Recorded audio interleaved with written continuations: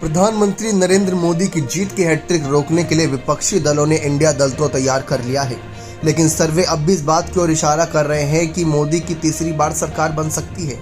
अब ये सर्वे देखने के बावजूद भी सोनिया गांधी, मायावती अभी तक एक मंच पर साथ नहीं आई हैं। जी हाँ, 2017 सभी को याद होगा, 2018 का वक्त सभी को याद होगा, जब मायावती, सोनिया गांधी एक साथ एक मंच पर नजर आ रही थी। और 2019 का साल याद कर लीजिए, जब अखिलेश और मायावती भी साथ नजर आ रहे थे। लेकिन इस बार ऐसा क्या हो गया कि मायावती ने अलग राहें चुन ली, जबकि उन चुनावों में अगर कांग्रेस और सपा का रिकॉर्ड देखा जाए तो थोड़ा नुकसान हुआ था उनको, लेकिन बसपा को तो फायदा हुआ था। अब इतना फायदा होने के बावजूद भी बसपा की अलग राहें सभी को चुभती नजर आ रही हैं। कांग्रेस पार्टी की सोनिया गांधी की बात कर ले तो सोनिया गांधी लगातार तकलीफों से गुजर रही हैं। एक के बाद एक बड़ी हार का सामना करना पड़ रहा है 2014, 2019 और अलग अलग चुनावी राज्यों में भी, लेकिन इसके बावजूद भी उनके समर्थन के लिए कोई क्षेत्रीय पार्टी आगे नहीं आ रही। जी हाँ, सबसे इम्पोर्टेंट जो चुनाव में होता है रोल, वो राष्ट्रीय पार्टी को तो होता ही होता है, लेकिन क्षेत्रीय पार्टियां खेल बदल देती है और उसी में आती हैं। यहाँ पर देखा जाए तो मायावती का दबदबा उत्तर प्रदेश के साथ साथ यहाँ पे देखा जाए तो मध्य प्रदेश, राजस्थान, छत्तीसगढ़, तेलंगाना जैसे राज्यों में भी थोड़ी बहुत पकड़ है। इसी वजह से सोनिया गांधी की लगातार जो तबीयत को लेकर खबरें आती रहती है, इस बार तो खबरें इस बात की ओर इशारा कर रही थी कि सोनिया चुनाव नहीं लड़ेंगी, लोकसभा चुनाव की किसी बैठक में शामिल नहीं होंगी। लेकिन बदलते माहौल और बदलते सर्वे को देखते हुए सोनिया को मैदान में उतरना पड़ा। लेकिन सोनिया का उतरना मैदान में तभी फायदा देगा जब उत्तर प्रदेश में अखिलेश और मायावती साथ मिलकर चुनाव लड़ेंगे। जी हाँ, कांग्रेस भी उनका साथ देगी तभी ये बात बन पाएगी, वरना जो मुस्लिम वोटर्स हैं उनको विकल्प मिल जाएगा।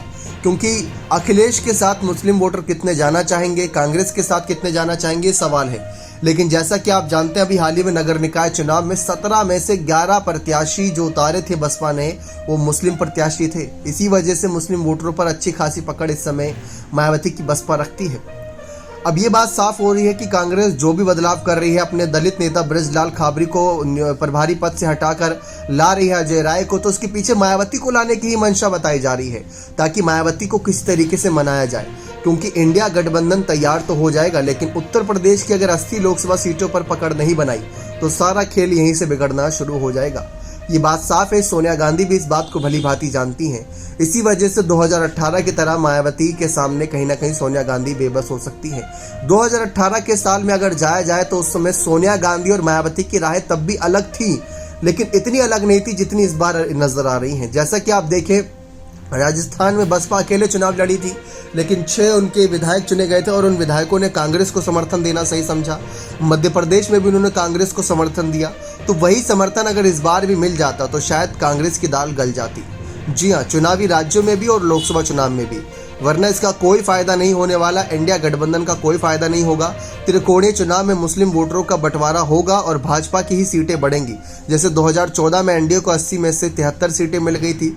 इस हकीकत को मायावती भी जानती हैं कि कर्नाटक का संदेश मुस्लिम वोटों का कांग्रेस की तरफ लौटना है, इसलिए कांग्रेस सपा गठबंधन में शामिल होना उन्हीं में फायदा रहेगा। आने वाले दिनों में वह सिर्फ उत्तर प्रदेश में इंडिया गठबंधन का हिस्सा बन सकती हैं, लेकिन बाकी राज्यों में अलग ही रहे तो बात सही रहेगी। लेकिन सवाल यही है कि अगर साथ नहीं आई तो मुस्लिम वोटर्स बटेगा और 2014 वाला हाल सबके सामने होगा। 2024 में अगर 2014 वाला हाल हुआ तो बसपा को तो नुकसान होगा ही होगा, लेकिन एक बार फिर से आ जाएगी मोदी सरकार। और क्या देश की जनता इस बार ये चाहती है या नहीं, ये आप सब तय करें। अपनी राय कमेंट सेक्शन में जरूर रखिएगा। बहुत बहुत धन्यवाद।